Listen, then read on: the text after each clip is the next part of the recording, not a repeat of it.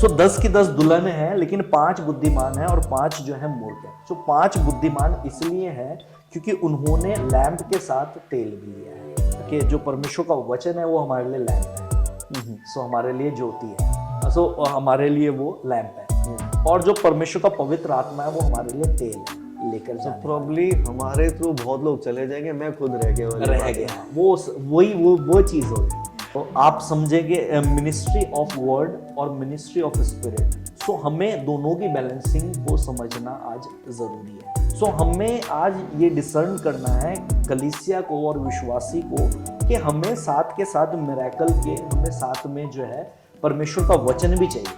बहुत कम चांसेस मिलते हैं जब पॉडकास्ट होता है, किसी से बात होती है तो ही मौका मिलता है शेयर करने का कि I don't believe in this word called convert, it's change actually. Change से भी ज़्यादा it's like knowing the truth. Knowing the truth.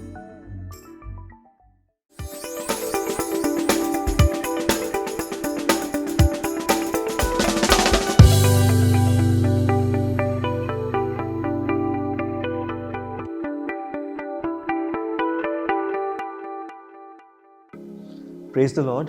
प्रभु यीशु मसीह के नाम में आप सबको बहुत सारी आशीष मिले। द वर्शिपर स्टोरीज़ के एक और नए एपिसोड में आपका स्वागत है, जिसमें आज हम एक बहुत ही स्पेशल विषय पे बात करने वाले हैं हमारे एक बहुत ही ख़ास गेस्ट से। हमारे ख़ास गेस्ट जो हैं वो नॉर्थ इंडिया में ऑलमोस्ट 3 से 4 स्टेट्स में he has worked and he is working more of course. और आज का जो हमारा टॉपिक रहेगा for this discussion, for this so-called you can say interview is actually going to be based on a topic जिसका title है why expansion of a ministry for the kingdom of God is important। क्यों ज़रूरी है कि हमें एक ही जगह पे नहीं, अलग अलग जगह पे प्रभु का प्रचार करना, उसको फैलाना, क्यों उसको फैलाना ज़रूरी है, प्रभु के वचन को फैलाना क्यों ज़रूरी है, क्यों ही हम एक जगह पे नहीं बैठ जाते, क्यों ही एक जगह पे क्यों नहीं ठीक कंफर्टेबली काम करते रहते, हमें एक्सपेंड करना क्यों ज़रूरी है। तो उस विषय पे बात करते करते हम उनकी जर्नी के बारे में भी देखेंगे, उनके कुछ प्रिंसिपल्स जिनको फॉलो करते हैं उनके बारे में जानेंगे, उनके एनकाउंटर्स के बारे में जानेंगे। तो मैं बहुत ही स्वागत करता हूँ पास्टर आलोक का। जी, thank you very much for coming to the show and we do this, our team do this for one reason only, कि doctor TSM the spiritual mentor channel के थ्रू लोगों तक वो मैसेजेस पहुँचे, उन लोगों को जाने जो शायद पहले आपको नहीं जानते थे, या शायद वो बातें जिनको आप फॉलो करते हैं उनको नहीं पहुँची थी। आपके लाइफ के जो प्रिंसिपल्स हैं, आपकी लाइफ की जो टेस्टिमनी रहेगी, जो शिक्षाएं रहेंगी, उससे जितने भी लोग देखेंगे उनको थोड़ी सी बढ़ोतरी मिले, उनको आत्मिक तौर पे थोड़ा सा अच्छा फील हो, उन्हें स्पिरिचुअल ग्रोथ मिले। That's the only point. और आपसे मिलने की कोशिश में पिछले आई थिंक 4-5 महीने से कर रहा था। वी टॉक पहले भैया से बात हुई, विक्टर भैया से। I mean he is great. उन्होंने आपके बारे में बताया and I was so good. मैं सेकंड टाइम यहाँ पे आया, इससे पहले आप नहीं थे तो I visited and watch this, देखा ये जगह देखी, अच्छा है। और इससे पहले आप I think you were living in Punjab, you are a Punjabi right? हाँ, मेरे दाद के एक्चुअली पंजाबी हैं। So my name is pastor Alok Simon, fire revival ministries में मैं सीनियर पास्टर हूँ। ओके। सो सहारनपुर में हम वर्क कर रहे हैं, पंजाब में वर्क कर रहे हैं। एक्चुअली मेरे जो दाद के हैं वो पंजाब से हैं और जो मेरी मम्मी हैं वो गढ़वाल से हैं।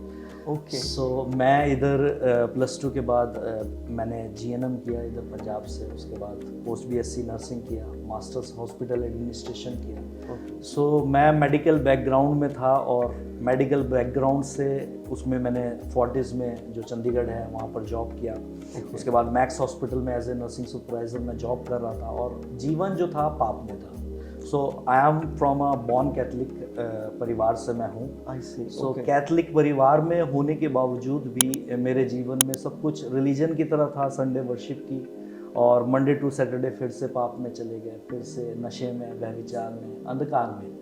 सो ऐसी जीवन चल रहा था। लेकिन उसी के बाद मेरी वाइफ जो है मुझे पास्टर अंकुर नरूला के यहाँ वहाँ पर लेके गई। ओके। और फर्स्ट टाइम जब मैं वहाँ पर खड़ा हुआ था तो उन्होंने मेरे लिए भविष्यवाणी की, प्रोफेसी की और कहा कि इनका चेहरा जो है नोट कर लो। सो प्रभु ने इनको बुलाया और आज से जीवन चेंज है। सो वो मेरी लाइफ का फर्स्ट एनकाउंटर था जो परमेश्वर से था और परमेश्वर ने अपने दास के थ्रू मेरे जीवन में काम किया और उसी दिन आप विश्वास कीजिए कि मेरा जीवन जो है बदल गया। पाप से मैं बाहर आ गया, नशे से मैं बाहर आ गया। जो मैं पहले सॉन्ग्स करता था, फिल्मी सॉन्ग्स करता था। Oh, you did that, वो सारी चीज़ें बैंड में मैं करता था, गाता था, तो वोकलिस्ट और गिटारिस्ट था, तो वो सब चीज़ें मेरी लाइफ से चली गई। सो उसके बाद एक डिसीज़न था कि अभी क्या, अभी फिर मैं वर्शिप में बढ़ा। 2 साल मैंने जो है पास्टर रोशन जो है देहरादून में, उनके चर्च में रहकर सेवकाई की। ओके, सो जहाँ से पास्टर अंकित भी हैं, सेम चर्च देहरादून से। Okay, that's so how you उसी नो हिम। सेम चर्च से हम जो है हम भी वहाँ पर 2 साल सेवा की। उसके बाद सहारनपुर के लिए परमेश्वर ने बहुत सारे उसके बीच में एनकाउंटर्स थे जो होली स्पिरिट के साथ मेरे हुए, और पवित्र आत्मा मुझे सिखाता रहा और नई नई चीज़ें। सो उसके बाद हम सहारनपुर आए। तो सहारनपुर मेरा होम सिटी था, तो वहाँ पर हमने सेवकाई शुरू की, fire revival ministries. Home city like your born and bought up, so schooling और मेरा सब कुछ वहीं से था। ठीक है। सो मेरे दाद के माइग्रेट हो गए थे क्योंकि सहारनपुर, अच्छा, पंजाब से माइग्रेट कर चुके माइग्रेट हो चुके थे, तो सहारनपुर में ही मतलब मेरे पापा और मैं जो है। And you were raised in actually Punjab और सहारनपुर? सहारनपुर +2 तक, उसके बाद फिर एजुकेशन मेरी पंजाब 10 इयर्स जो है पंजाब में। पंजाब में एग्जैक्टली कौन सी सिटी से? पंजाब में लुधियाना और चंडीगढ़, दोनों जगह में 4-4 साल रहा हूँ। मेरी भी लाइफ रही है घूमते फिरते, बट इतना ज़्यादा नहीं। Okay, so I think you must have met like variety of people in your life. बहुत अलग अलग तरीके से, कल्चर ही डिफरेंट है। दिल्ली का अलग है, पंजाब का अलग है, चंडीगढ़ का अलग है। इवन तो दोनों के बीच में पड़ता है वो, but it has a different culture all together. Mindset अलग है वहाँ के लोगों का। फिर बात करें Saharanpur, is totally different city all together. Dehradun तो वैसे ही लाइक टूरिस्ट वाला रहता है, I think so. So you have been to like Saharanpur is a tough city to be in comparison to Chandigarh and I think Dehradun, right? और देहरादून मैं आज तक नहीं जा पाया, सो जल्दी आओगे आप। Thank you. सो ये ना एक क्वेश्चन है जी, पास्टर अंकित के बारे में भी। I would like to tell you one thing, शायद आपने देखा उनका एक मैसेज प्रचार देखा था मैं। सो ही सेड कि in 2023 he had a dream. Okay. He always has dreams. उनको आते रहते हैं, कभी कोई पास्टर उनके ड्रीम में आके वचन दे जाता है, कुछ परमेश्वर जैसे काम ले, ड्रीम्स और विजन के थ्रू उनसे बातचीत। It happens to me too sometimes. I'll share with you later. तो what happened कि उन्होंने कहा कि मेरी मिनिस्ट्री 2023 में मेरी फैमिली वहाँ पे गए थे, विजिट करा था, तो they were hardly about 1600 people. Chairs बहुत खाली थी, तो हम बिल्कुल लास्ट में जाके बैठ जाते थे। सो व्हाट हैपेंड कि फिर उसके बाद 6 महीने में कुछ ऐसा हुआ, ऐसा 2024 केम। उसके बाद मार्च के बाद कुछ ऐसा हुआ कि वहाँ बैठने की जगह नहीं मिलती थी। हो क्या रहा है ये? So they had to expand the church. अभी भी वो भर जाता है, अभी भी शायद और एक्सपैंड करेंगे। तो वो इसीलिए, जैसे मतलब अगर हम बात कर रहे हैं तो वो यही है कि परमेश्वर ने कहा जो थोड़े में विश्वास योग्य है वो बहुत सी वस्तुओं का अधिकारी बना जाए। इंडीड। सो वो हर एक परमेश्वर के दास के जीवन में एक सीज़न है। सो परमेश्वर सीज़न में काम करने वाले परमेश्वर है। सो अब्राहम के विषय में भी आप जानते हैं। yes. सो एक सीज़न था जब वो दुखी था, लेकिन एक सीज़न था जब परमेश्वर ने कहा कि अब जो है वो संतान आने जा रही है। सो परमेश्वर सीजन्स में काम करते हैं, तो ये परमेश्वर के काम करने का तरीका है। That's good. So what I wanted to say also was कि उनको एक ड्रीम में पास्टर अंकल नरूला जी आए, उन्होंने कहा था कि 2024 में तेरी मिनिस्ट्री स्टार्ट होगा। ठीक है, similar thing happened to you. Having said all that, when such a great man of God is using him to bless many people, और उसके बाद और कितने लोग ब्लेस होते हैं। जैसे उन्होंने आपको बोला कि इनका चेहरा याद कर लीजिए, आज के बाद his life is change, he will live for Christ and you are living for Christ.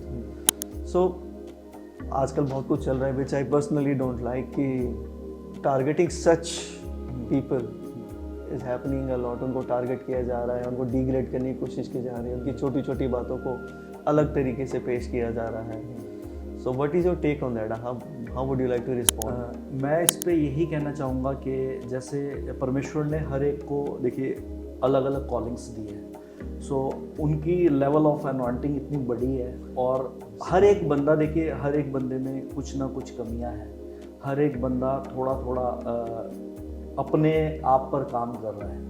सो कई बार ऐसा होता है कि किसी ने कुछ गलती की, सो सपोज करो किसी ने गलती की, वो उस पर काम कर रहा है ओवरकम करने के लिए, या आगे उस चीज़ को बेहतर कर देगा। सो परमेश्वर क्या है, उसके जीवन में काम कर रहा है, लेकिन उसी समय हम क्या करते हैं, उसकी पास्ट कुछ उठाकर हम उसको टारगेट करते हैं अपने व्यूज़ को, या फिर अपने आप को हाईलाइट करते हैं फेमस होने के लिए। फेमस होने के लिए। सो मेरे हिसाब से such a great man of God, उन्हें परमेश्वर ने एक अनॉइंटिंग दी है, जिससे परमेश्वर भारत में ही नहीं बल्कि अब्रॉड में भी काम कर रहा है उनके जरिए। सो परमेश्वर काम करता है अपने दास के थ्रू, और मेरे भी जीवन में ट्रांसफॉर्मेशन उन्हीं के द्वारा आई। सो एक होता है कि जस्ट कि ब्लेसिंग्स बांट रहे हैं कि तुम्हारे लिए गाड़ी आ जाएगी, तुम्हारे लिए चीज़ें आ जाएंगी। yes. एक होता है ट्रांसफॉर्मेशन। सो ट्रांसफॉर्मेशन ही हमारे जीवनों में ज़रूरी है।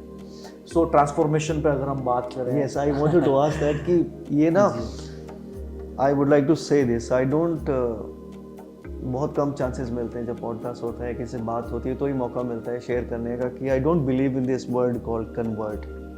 There is no word called convert. Convert का रहता है कि मतलब अब चेंज ही कर देते हैं, वो चीज़ वो रहती नहीं, कुछ कुछ और हो जाता है। तो कन्वर्ट या change is a different thing. Conversion ऐसा कुछ नहीं होता है, रॉन्ग वर्ड दे दिया किसी ने, हाँ ये रॉन्ग वर्ड दे दिया है। It's change actually. चेंज से भी ज़्यादा it's like knowing the truth. Knowing the truth. Your heart knows. परमेश्वर का वचन देखिए कहता है कि तुम सत्य को जानोगे और सत्य तुम्हें आज़ाद करेगा। So you will know the truth. देखिए अगर ट्रूथ है और आपने उसे जाना नहीं तो वो आपको आज़ाद नहीं करेगा। सो अगर मोदी जी ने कोई स्कीम चलाई है, सपोज घर की कोई योजना है, अगर वो योजना है आप उसमें अप्लाई नहीं करेंगे तो वो योजना आपको आपके लिए काम नहीं करेगी। ऐसा नहीं कि वो योजना नहीं है। सो इसी तरह प्रभु यीशु मसीह ने इस धरती पर आकर हमारे लिए बहुत सारे काम किए। सो हमें इसे जानना ज़रूरी है कि प्रभु ने हमारे जीवनों में क्या किया, और उसने कोई भी धर्म नहीं बनाया, बल्कि अगर आप डीप स्टडी करें बाइबल की तो आप देखेंगे कि यीशु मसीह तो ऑलरेडी यहूदी धर्म में से लोगों को बाहर निकाल रहे हैं। हाँ एग्जैक्टली। सो धर्म, रिलीजन वर्सेस स्पिरिचुअलिटी। तो ऐसा नहीं है, कई लोग सोचते हैं कि पास्टर अंकित जैसे आ गए, पास्टर अंकुर नवला, ये सब आप देखेंगे बैकग्राउंड इनका जो है हिंदू से है, लेकिन अगर आप मेरे विषय में देखो तो मैं भी तो कन्वर्ट हो गया। अगर आप लोगों के कहने से उस चीज़ को समझो तो मैं भी, मतलब मेरे लिए भी एक डिफिकल्टी था, क्योंकि मेरे दादा कैथलिक, मेरे पापा कैथलिक, सो मैं कैथलिक, और कैथलिक में से निकलना आप लोग जानते हैं। कैथलिक 300 BC से स्टार्ट हुआ, 326 के आसपास शुरू हुआ था, कॉन्स्टेंटाइन से, किंग कॉन्स्टेंटाइन से स्टार्ट हुआ था, तो इतना पुराना रिलीजन है। तो आप सोचो कि हमें भी निकलने में वही सेम तकलीफें जो आपको होती है अन्य जाति से आने में, सो हमको भी सेम तकलीफें सहनी पड़ती है, सेम अपने फैमिली में प्रॉब्लम सहनी पड़ती है। और फैमिली भी, मतलब आप समझ सकते हो कि अगर हम कैथलिक में जा रहे थे, सो वो तुम्हारा चर्च है, इमोशनल चीज़ें जो सबके साथ होता नहीं, ऑफ कोर्स इट हैपेंस, लेकिन फिर से वही बात कि तुम सत्य को जानोगे और सत्य तुम्हें आज़ाद करेगा। सो हमें समझना है कि सब कुछ इस धरती पे स्पिरिचुअल है। So there is spiritual realm, there is flesh realm. So परमेश्वर ने ये फ्लैश रेलम हमको दिया है, लेकिन टू कनेक्ट गॉड, सो परमेश्वर के साथ कनेक्ट होने के लिए हमें स्पिरिट दी गई है, इसलिए हमें एक आत्मा है। सो आत्मा हमें उस रेलम से कनेक्ट करती है जो परमेश्वर के साथ हम कनेक्ट होते हैं, और तभी हम परमेश्वर की विल को, उसकी इच्छा को अपने जीवन में जान पाते हैं और उसके फुट स्टेप्स को। सो क्रिश्चियनिटी क्या है?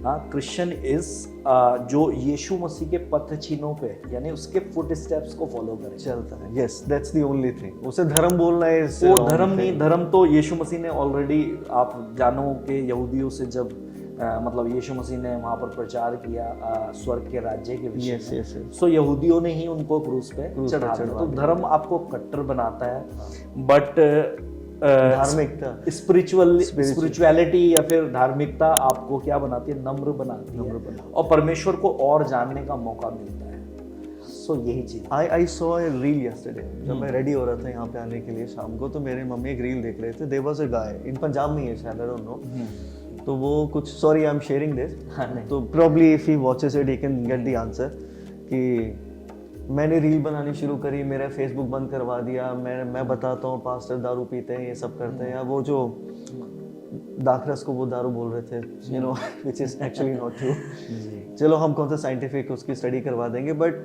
ही वाज सेइंग कि अभी मेरे पैसे आने शुरू हुए थे, तो ही हिमसेल्फ वाज सेइंग कि वो जानबूझकर ये चीज उठा रहे हैं ताकि उनको पैसे मिले व्यूज से। उनके कह रहे मेरे पैसे आने वाले थे, मेरे अकाउंट बंद करवा दिए। तो people are actually targeting ministries and all those thing because just to earn money, कि उन्हें फेम मिल जाए। Deep their heart, deep inside their heart they already know कि वो जो बोल रहे हैं वो गलत कर रहे हैं, सच्चाई कुछ और है, बिकॉज हमारी आत्मा जानती है। सो आपने 3 अलग अलग स्टेट्स में काम किया है जी। Different mentality of people, you know, set of mentalities totally different in all 3 cities and all. तो what has been the challenge, और क्या डिफिकल्टीज रही हैं अलग अलग सिटीज के अकॉर्डिंगली? सिटीज़ देखिए, सिटीज़ पे डिपेंड करता है। अगर मैं चंडीगढ़ रहा हूँ, देहरादून रहा हूँ और लुधियाना में वर्क कर रहा हूँ, या फिर सहारनपुर में वर्क कर रहा हूँ, तो डिफरेंस यही है कि लेवल ऑफ माइंडसेट लोगों का अलग अलग है। बिल्कुल। सो कल्चर अलग अलग है और एजुकेशन लेवल भी अलग अलग है। सो आप एक बड़ी सिटी में, सपोज करो आप दिल्ली में हो, या सपोज करो आप चंडीगढ़ में हो, सो वहाँ पर यूथ आपको ज़्यादा मिलता है, क्योंकि एजुकेशन के लिए लोग जो है माइग्रेट हो जाते हैं या जॉब्स के लिए माइग्रेट हो जाते हैं। सो एक यूथ आपको जो है अच्छे लेवल का मिलता है बिग सिटीज़ में रादर देन छोटी सिटीज़ में। और छोटी सिटीज़ में अगर बात करें, सो लोग जो हैं एक दूसरे के साथ कनेक्टेड हैं। सो वहाँ पर ज़्यादा उनको परेशानी झेलनी पड़ती है रिश्तेदारों की ओर से और उनके फ्रेंड्स की ओर से। लेकिन अगर आप बड़ी सिटीज़ में आओ तो कौन कहाँ जा रहा है, किसी को कोई इतना ज़्यादा मतलब नहीं। That's very true. सो ये चीज़ें हैं। बिग सिटीज़ में काम करना इसीलिए इजी भी हो जाता है कि वहाँ पर एक यूथ है, वहाँ पर एक डिफरेंट चर्चेस से भी लोग ऑलरेडी विश्वास में, फेथ में हैं, और वो दिल्ली में काम करने आ रहे हैं। सो दिल्ली में इजी है कि बहुत सारे चर्चेस के लोग हैं, तो उनको एक आत्मिक चर्च चाहिए स्पिरिचुअल ग्रोथ के लिए, सो वो आ सकते हैं। सो हमारे पास प्रॉब्लम क्या आती है कि हम बच्चे को तैयार करते हैं। सहारनपुर जैसी सिटीज़ में अगर आप देखें तो 5th क्लास से 7th क्लास से वो वचन सीखना शुरू होता है, और +2 के बाद उसे एजुकेशन के लिए माइग्रेट होना पड़ता है। सो वो चीज़ है कि हम कुछ और कर रहे हैं परमेश्वर के वचन के अकॉर्डिंग, कि बोने वाला कोई और काटने वाला कोई और। सो सब कुछ प्रभु की महिमा के लिए है और बैनर उसी का है। सो इन चीज़ों पे हम ज़्यादा फोकस नहीं, हमारा फोकस ये है कि हम प्रभु में लोगों को सुसमाचार सुनाएं और प्रभु में लोगों को बढ़ाएं। सो वही 3 लेवल, यस, हाँ 3 लेवल पे हम बात करते हैं। सो ये मैं ऐसे देखता हूँ कि एक अविश्वासी पहले विश्वासी बनता है। सो विश्वासी एक बॉर्न अगेन विश्वासी और एक ट्रांसफॉर्म्ड विश्वासी बनता है। सो एक ट्रांसफॉर्म्ड विश्वासी एक एम्पावर्ड विश्वासी बनता है। सो ये परमेश्वर की स्टेजेस हैं। ये देखिए, अगर आप के हम अविश्वासी हम अपने आप को भी कह सकते हैं जब तक हम मसीह को नहीं जानते। सो वही चीज़, मैं भी एक रिलीजन परिवार में हूँ और मैं मसीह को नहीं जानता था, इसलिए जीवन मेरा क्या था, पाप में था। सो पाप की मजदूरी मृत्यु है ना, तो आप जानते हैं बाइबल के अकॉर्डिंग। सो हम अगर सिन में हैं, बाइबल साफ बताती है कि अगर हम ज्योति में हैं सो हमारे अंदर अंधकार ना हो। Yes, you are right. तो हम धर्म में भी थे, हम बॉर्न कैथलिक, मेरे पापा मेरे दादा सब क्रिश्चियन, लेकिन मेरा जीवन अंधकार में। तो ये क्या था, आप समझ रहे हैं? सो मुझे भी वही सेम।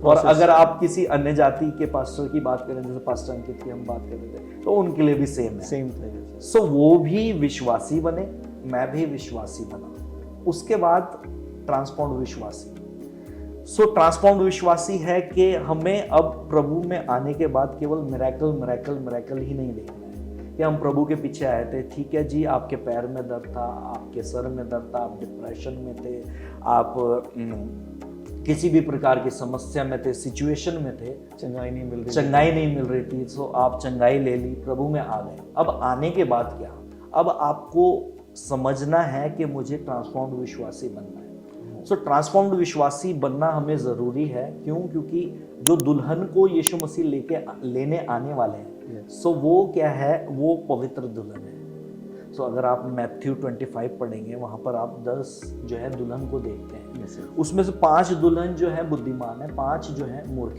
हैं सबके सब दुल्हन। Yes, आप समझ रहे हैं? That's true. हाँ। Yes, yes.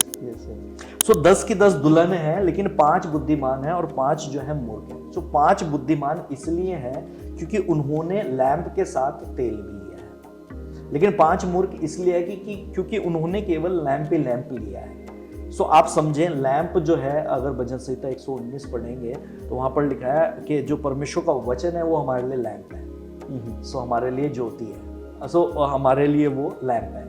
और जो परमेश्वर का पवित्र आत्मा है वो हमारे लिए तेल है। That's very nice answer. सो आप समझेंगे मिनिस्ट्री ऑफ वर्ड और मिनिस्ट्री ऑफ स्पिरिट। सो हमें दोनों की बैलेंसिंग को समझना आज जरूरी है अगर हम प्रभु के साथ जाना चाहते हैं, वो बुद्धिमान दुल्हन बनना चाहते हैं। सो स्पिरिट, हमें केवल वचन ही वचन नहीं चाहिए, हमें वचन के साथ होली स्पिरिट भी चाहिए, पवित्र आत्मा के दान वरदान भी चाहिए, पवित्र आत्मा के सामर्थ्य के काम भी चाहिए। विदाउट सामर्थ्य हम प्रभु को, आप समझ रहे हैं, सुसमाचार का काम भी नहीं कर सकते। नहीं, power is important as you were से।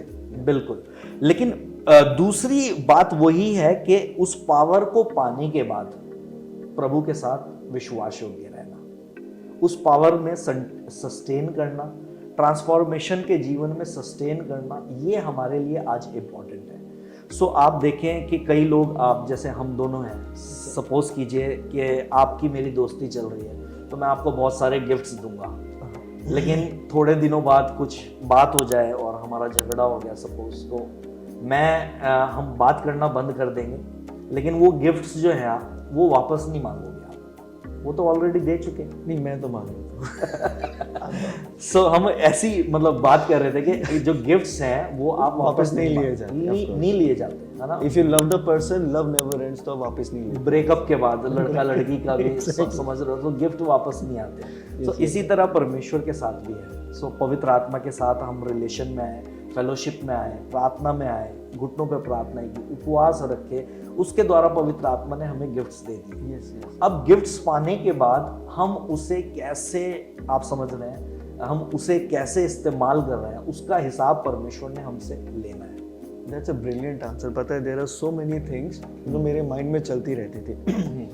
बड़ी मिनिस्ट्रीज को लोग ये बोल देते हैं, गलत है, फॉल्स है, they use the word। फिर मेरे को ये लगता है कि फॉल्स हो कुछ भी हो, बट ये कैसे हो सकता है कि अनॉइंटिंग, मतलब मेरे कल ऐसे थोड़ी हो जाते हैं, अनॉइंटिंग है तभी होते हैं। बिल्कुल, तो अगर अनॉइंटिंग पड़ी हुई है तो उसका आई थिंक ये परफेक्ट आंसर है, एग्जांपल जो आपने शेयर किया। बिल्कुल, और देखिए परमेश्वर का वचन भी कहता है कि परमेश्वर ने कहा, स्वर्गदूतों ने पूछा कि क्या हम मतलब भूसी को अलग कर दें गेहूं से। यस, तो परमेश्वर ने कहा एंड टाइम तक सबको बढ़ने दो, सो मैं अंत के समय में भूसी को अलग करूंगा खत्तों में और गेहूं को अलग लूंगा और फिर मैं उनका जजमेंट करूंगा। सो जजमेंट, या फिर हम इस पे डिस्कस कर सकते हैं कि एक बंदा है वो अच्छी सेवकाई कर रहा है, स्पिरिचुअल गिफ्ट्स मैनिफेस्ट हो रहे हैं, पावर मैनिफेस्ट हो रही है, लेकिन वचन नहीं है। सो हमें आज ये डिसर्न करना है कलीसिया को और विश्वासी को कि हमें साथ के साथ मिरेकल के, हमें साथ में जो है परमेश्वर का वचन भी चाहिए, क्योंकि ये वचन ही, ये ट्रांसफॉर्मेशन ही है। देखिए परमेश्वर का वचन कहता है कि उसकी दुल्हन बेदाग और बेजुर्री होगी। सो पहला थिस्सलुनीके उसकी 5 उसकी 23 में लिखा है, शांति का परमेश्वर आप तुम्हें पूरी रीति से पवित्र करेगा, तुम्हारी देह, प्राण और आत्मा परमेश्वर के आने तक निर्दोष और सुरक्षित रहे। आप समझ रहे हैं। सो हमें ट्रांसफॉर्मेशन, क्योंकि यीशु मसीह जिस दुल्हन को लेने आ रहा है, सो वो जो है ट्रांसफॉर्म दुल्हन है, इसलिए उस वचन का इस्तेमाल किया जाता है पावर के खिलाफ कि मैंने तुम्हारे नाम से दुष्ट आत्माएं निकाली, मैंने तुम्हारे नाम से healing की। But your power is different and transformation is a different। Is different। Power जो है वो दूसरों को प्रभु में लाने के लिए आपको गिफ्ट दिया गया है, वरदान है। That's true। So transformation is fruit of the holy spirit. आप समझ रहे हैं। So gift is different, fruit is different. So gift हमें दिया गया है ताकि परमेश्वर के राज्य में हम और बेहतरी से काम कर पाए, परमेश्वर के सामर्थ्य को जाहिर कर पाए, लेकिन हमें फ्रूट दिया गया है ताकि हम इंडिपेंडेंटली परमेश्वर के राज्य में जा सके। अभी देखिए यीशु मसीह ने एक पेड़ को देखा जो बहुत हरा भरा था, लेकिन उस पर फ्रूट नहीं था, फल नहीं था। सो परमेश्वर ने उसे सूखने के लिए बोला। तो यही चीज है, परमेश्वर का वचन हमें यही बताना चाहता है कि ऐसे भी लोग होंगे जो परमेश्वर के साथ कनेक्टेड होंगे, पवित्र आत्मा के साथ कनेक्टेड होंगे और उनके साथ कनेक्ट होके बहुत सारे गिफ्ट्स जो हैं ले लेंगे, लेकिन उसके बाद वो उस गिफ्ट में और सस्टेन नहीं कर पाएंगे या रिश्ता तोड़ देंगे परमेश्वर से, क्योंकि उस समय पर फेम आएगा। आप समझ रहे हैं? Fame is killing so many things. Trust me, I have been a victim of it. जी। सो फेम आएगा, उस समय पैसा आएगा। सो ये सारी चीज़ों में आप कितने परमेश्वर के साथ विश्वास योग्य रहते हैं। सो लॉन्ग जर्नी में जब आप चल रहे हैं, सो आपको खुद को भी बचाना है और लोगों को भी बचाना है। सो पौलुस भी यही कहता है, अगर मैं दूसरों को प्रचार करूं और खुद निकम्मा ठहरूं तो फायदा नहीं, तो फायदा नहीं। There's one example, एक पैरेबल शेयर करा था क्राइस्ट ने। आई थिंक बिल्कुल उसी के अराउंड है। आई वांट यू टू से few more things about that. Parable वो था कि परमेश्वर का राज्य ऐसा है कि उसने अपने बेटे की शादी रखी और सब लोगों को बुलाया कि आना। पहले बड़े बड़े मेन लोगों को बुलाया, उन्होंने बोला हम नहीं आ रहे, बहाने मार दिए, वो नहीं आए। फिर उन्होंने क्या करा कि चलो जो गली कूचे में जो पड़े सबको भर लो, खाना अब तैयार है, खिलाना तो है, तो ले आओ। अब जो भिखारी थे, गरीब थे, गली नुक्कड़ में सबको उठा के ले आओ, उनके सबको ले आए। अब आ गए, बट फिर भी अब शादी में आए, वो गरीब है, फिर भी उसके अंदर लिखा है कि एक बंदा बिना शादी के कपड़े पहने आ गया, तो उसको बोला था इसको you are not welcome here. तो even though calling people to the church might not be that so important, preparing them to wear the gowns for the wedding is तो उसके बारे में ये शायद मैथ्यू 22 या 21 में है, मैथ्यू 22 आई थिंक। सो इसमें जो रेवलेशन है ये यही है कि जैसे यीशु मसीह आए और इजराइल में आए, सो इजराइल जो थे वो बुलाए गए, पहला न्योता उनको मिला था, कार्ड उनको मिला था, they denied। सो उन्होंने डिनाइड किया। फिर जो अन्य जाति थे उनके पास गॉस्पेल आया और हम सबके पास आ गया, सिंपल। सो हमें यहाँ पर दो चीज़ें देखने को मिलती हैं कि जब वो खिसक कर हमारे पास आया, सो गली नुक्कड़ जो हम लोग सो हम लोग आ गए। लेकिन आप अगर इजराइल प्रथा को पढ़ो तो इजराइल प्रथा में जब मैरिज होती थी, सो उनको जो मैरिज कर रहा है वो ही गाउन्स देते थे मैरिज में आने के लिए। आप समझ रहे हैं? सो वो गाउन इसलिए आप समझो, अगर गली कुचल से किसी को पकड़ के लेके आया तो वो तैयार होके थोड़ी आया था, वो तो उसे पता ही नहीं था शादी में आना है, वो तो खाना खाने आया है। लेकिन वहां पर आने के बाद भी सबको गाउन दिए गए। सो ये प्रथा है इजराइल की, जैसे मैरिज होती है। सो वो गाउन सबने पहन लिए, लेकिन उस बंदे ने उस गाउन को पहना नहीं और डिनाई कर दिया। सो वो इन द हाउस था, लेकिन फिर भी परमेश्वर के राज्य में जाना ही। Probably the gown is the purity, spiritual purity। हाँ, स्पिरिचुअल वो पवित्रता ही है, राइचसनेस है और पवित्रता ही है जहाँ पर हमें जाना है। सो आप बैप्टिज्म के विषय में जैसे पूछ रहे थे, क्या क्वेश्चन था आपका? कि बैप्टिज्म के बारे में कि water baptism is definitely part of it, but Holi ghost baptism is really important. उसके बिना तो एंट्री है ही नहीं। बिना, हाँ। तो यीशु मसीह के पास अगर आप देखें, यूहन्ना उसके 3 अध्याय में निकोदेमस नामक का एक फरीसियों का सरदार है। सो आप जानते हो वो एक बाइबल स्कॉलर, एक टीचर था, लेकिन उसके बाद भी यीशु मसीह के पास आकर वो देखिए क्या सवाल है उसका पहला, यीशु मसीह को वो आकर कहता है कि जो चिन्ह और चमत्कार तू दिखाता है कोई भी नहीं दिखा सकता अगर परमेश्वर उसके साथ ना हो। सो हे रब्बी, अनंत जीवन के लिए मैं क्या करूं? सो यीशु मसीह ने उससे कहा कि तू नए सिरे से जन्म ले। वही चीज जो हम बात कर रहे थे कि अविश्वासी से हमें विश्वासी होना है, बॉर्न अगेन। सो यहाँ पर हम बॉर्न अगेन हुए। उसके बाद यीशु मसीह ने कहा जब तक कोई मनुष्य जल और आत्मा से बपतिस्मा ना ले परमेश्वर के राज्य में वो दाखिल नहीं हो सकता। सो इसका मतलब प्रभु में आना ही काफी नहीं, हाँ, उसके बाद हमें पानी के बपतिस्मे के बाद हमें पवित्र आत्मा का, होली स्पिरिट का बैप्टिज्म लेना जरूरी है। अब देखिए होली स्पिरिट हमें क्या करेगा? होली स्पिरिट हमें पवित्रताई की ओर लेकर जाएगा। सो होली स्पिरिट हमें गिफ्ट्स भी देगा, हमें फ्रूट्स भी देगा। अगर गिफ्ट के ऊपर हमारा केवल फोकस रहा और हम उसी के पीछे भागते रहे तो हम फ्रूट मिस कर जाएंगे जो हमें परमेश्वर के राज्य में लेकर जाए। प्रॉब्ली हमारे थ्रू बहुत लोग चले जाएंगे, मैं खुद रह गया। वो चीज हो गई। तो उसमें हमें करना क्या है, देखिए अगर यूहन्ना को आप देखें, सो मैं एक और रेवलेशन को आपको से शेयर करूंगा।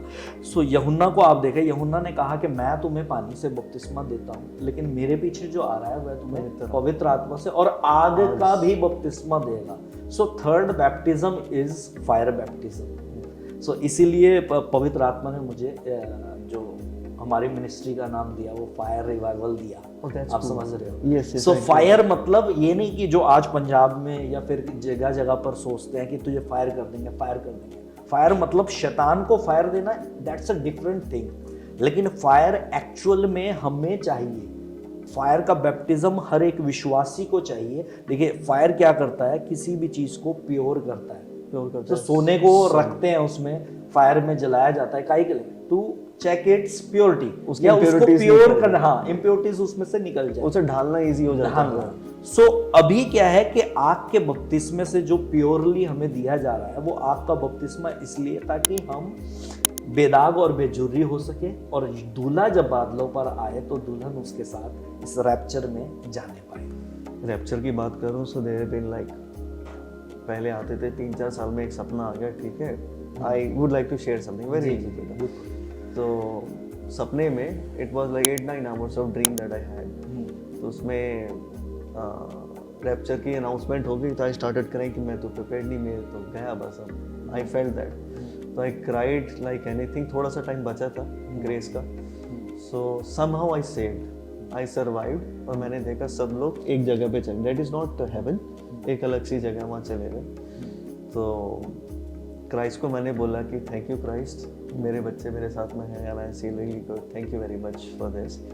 But I feel bad, a little bad, कि काश मेरे पास और समय होता तो मैं और लोगों को बचा सकता था। Now it's a dream, okay. तो वो कह रहे ठीक है बच्चे को, ही smiled and said it's okay बेटा, ये सपना ही है, उठ जा, टाइम है तेरे पास, बचा ले जितने बचा सकता है।